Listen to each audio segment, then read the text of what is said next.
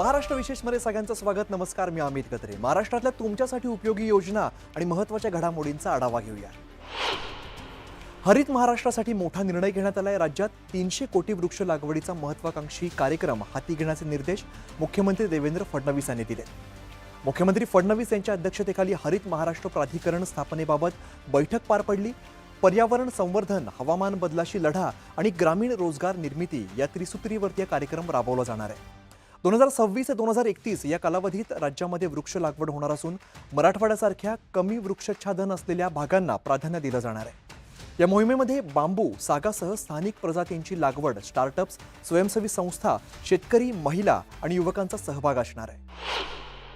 पुढची बातमी आपण बघूया. मुख्यमंत्री देवेंद्र फडणवीस यांच्या हस्ते नवी मुंबईतील तळोजा या ठिकाणी भारतातील पहिल्या Bharat Ratna doctor Babasaheb Ambedkar advocate training and research सेंटरचं लोकार्पण करण्यात आलं. बार काउन्सिल ऑफ महाराष्ट्र आणि गोवा यांच्या पुढाकाराने उभारलेली ही देशातील पहिलीच वकिलांची प्रशिक्षण अकॅडमी आहे. या प्रसंगी बोलताना मुख्यमंत्र्यांनी नवीन फौजदारी कायदे आणि AI तंत्रज्ञानाच्या युगात प्रशिक्षित वकील तयार करण्याच्या गरजेवरती भर दिला. बार काउन्सिलचं अतिशय मनापासून अभिनंदन करू इच्छितो की त्यांनी पहिल्यांदा तर देशामध्ये पहिला निर्णय त्यांनी घेतला की ॲडव्होकेट्स अकॅडमी आपण सुरू केली पाहिजे आणि अतिशय चांगल्या पद्धतीनं ही अकॅडमी या ठिकाणी सुरू केली. महाराष्ट्र सरकारच्या वतीने आम्ही त्यांना जागा दिली होती. त्या जागेचा अतिशय उत्तम उपयोग हा त्यांनी या ठिकाणी केलेला आहे. पुढे जाऊया. मुंबईच्या कोस्टल रोडवरती भरधाव वेगामुळे वाढणारे अपघात रोखण्यासाठी राज्य सरकारने कठोर भूमिका घेतली आहे. वाहतूक पोलिसांनी आता थेट गुन्हे दाखल करण्याचा इशारा दिलाय. तपासादरम्यान काही वाहनांनी बोगद्यामध्ये चक्क 140 किलोमीटर प्रति तास वेग गाठल्याचं धक्कादायक वास्तव समोर आलंय. या पार्श्वभूमीवरती पोलिसांनी वेग मर्यादा निश्चित केलेली असून मुख्य रस्त्यावरती 80 किलोमीटर, बोगद्यामध्ये 60 किलोमीटर आणि इंटरचेंजवरती 40 किलोमीटर प्रति तास वेग बंधनकारक केलाय. पुढची बातमी बघूया. मुंबईतील वर्सोवा ते दहिसर या महत्त्वाकांक्षी सागरी किनारा मार्गाच्या कामातील सर्वात मोठा तांत्रिक अडथळा अखेर राज्य सरकारकडून दूर करण्यात आलाय. या प्रकल्पातील CRZ क्षेत्रात कराव्या लागणाऱ्या कामांसाठी आवश्यक असलेली वन विभागाची मंजुरी महापालिकेला मिळालेली आहे. या मंजुरी अभावी गेल्या अनेक दिवसांपासून या क्षेत्रातील कामं रखडलेली होती. प्रकल्पाच्या आखणीनुसार या मार्गाचा काही भाग खारफुटी आणि समुद्र किनाऱ्यालगतच्या संरक्षित क्षेत्रात येत असल्यामुळे ही परवानगी अनिवार्य होती.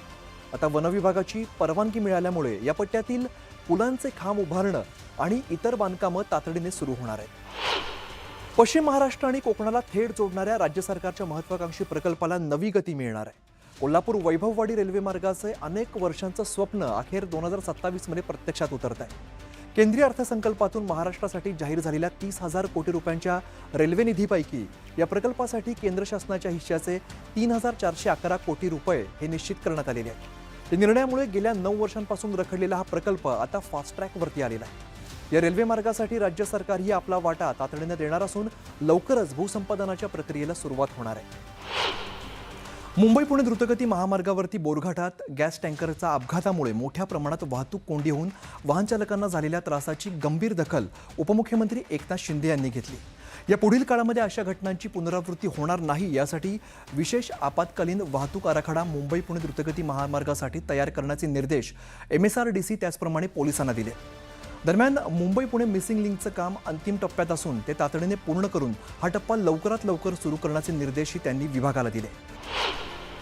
प्रधानमंत्री नरेंद्र मोदी यांच्या नेतृत्वाखाली देश वेगाने प्रगतीपथावरती वाटचाल करत असताना सादर झालेला केंद्रीय अर्थसंकल्प हा युवा केंद्रित, शेतकरी हिताचा आणि सर्वसमावेशक विकासाचा ठोस रोडमॅप असल्याची प्रतिक्रिया देत उपमुख्यमंत्री सुनेत्रा अजित पवार यांनी केंद्रीय अर्थमंत्री निर्मला सीतारामन यांचं अभिनंदन केलंय. पुढची बातमी मुंबईकरांसाठी. दररोजच्या धकाधकीच्या प्रवासामुळे त्रस्त असलेल्या मुंबईतील सर्वसामान्य प्रवाशांना काहीसा दिलासा मिळाला. राज्य सरकारच्या प्रयत्नांमुळे नवीन वातानुकूलित लोकल फेऱ्या वाढवण्याचा निर्णय रेल्वे प्रशासनाने घेतलाय. मुंबईकर प्रवाशांसाठी 238 नवीन AC लोकल दाखल होणार असून त्या मेट्रोपेक्षा आधुनिक आणि आरामदायी असतील अशी माहिती रेल्वे मंत्री अश्विनी वैष्णव यांनी दिली. AC लोकलसाठी निविदा काढण्यात आली आहे.